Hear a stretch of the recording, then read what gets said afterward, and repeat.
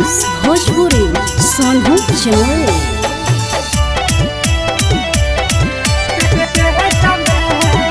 तो छौड़ा देने रहै डेट कर गेलियै सखी भेट। तो छौड़ा देने रहै डेट कर गेलियै सखी भेट। ऐसन मोरिया मारल कई बोलै के खेत में दर्द करो है पेट में ना।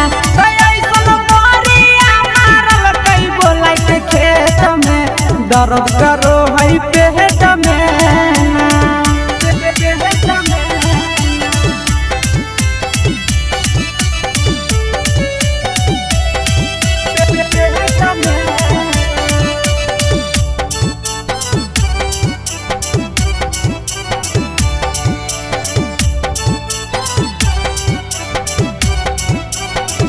तो छोड़ा कभी कल माना मानी गे जवानी साथे ना।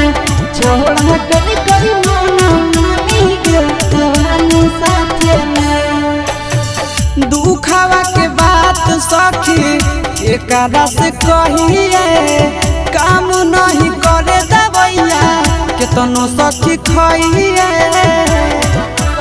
ए सखी दुखावा के बात सखी केकरा से कहिए काम नहीं करे दवैया केतनो सखी खइए। तो केकरा कहिए लाचारी कवन भइला कई बेमारी। केकरा कहिए लाचारी कवन भइला कई बेमारी। झगड़ा कैला के छौड़ा चुमा ले तो देत में दर्द कर है पेट में ना।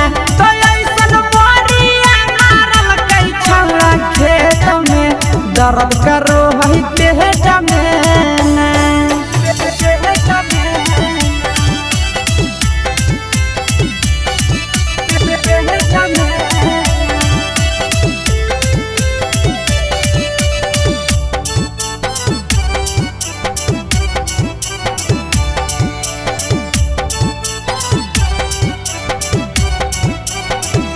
तो छोड़ा मारल कई ऐसन मरिया सखी कमरिया तू खो है।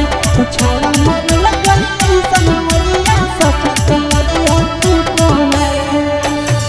बहरी गजन कल कई सखी नंदन अवधे सगे करे में झिका झोरी नो चलल कई के सगे। बहरी गजन कल कई सखी आशीष अवधे सगे करे में झिका झोरी नो चलल कई के सगे।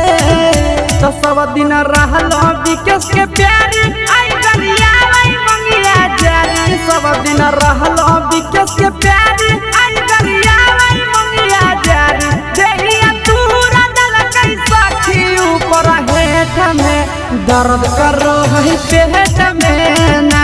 तो ऐसन मोरिया मारल कई बोलै के खेत में दर्द करो है पेट